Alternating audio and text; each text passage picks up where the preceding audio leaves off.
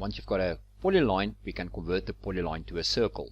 So in this exercise, as you can see, I've got a floor plan of a rondavel, a hut. So I'm going to select my circle, I'm going to right click, and as you can see, you can convert the circle to a profile definition, structural member, and I'm going to ask Caddie convert to a polyline. Caddie will confirm, erase original circle. I'm going to say yes.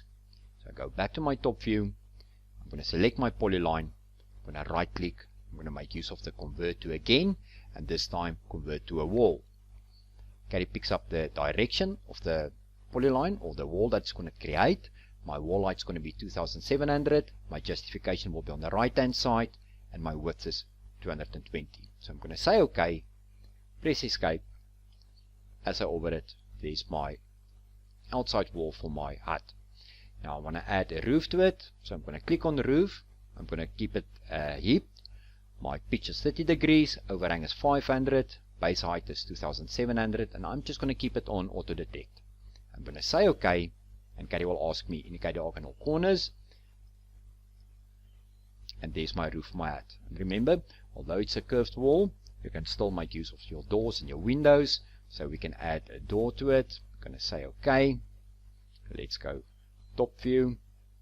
That's the position I want for my door. E for end. I can also add windows to it. There's a window. I'm going to say OK. I'm going to place one on this side, one on that side. So if I'm going to orbit it, there's my hut with my door and my two windows. And another nice sample I also can use is converting the circle to a polyline, is for, like for instance, a water tank. So I'm going to select my circle, right click, I'm going to say convert to polyline again. Caddie will confirm, I'm going to say yes.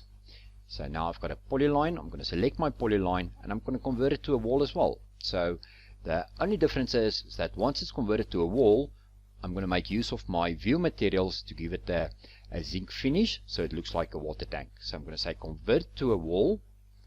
Once again, my justification is going to be on the right hand side, but my variable width, I'm going to make that 50.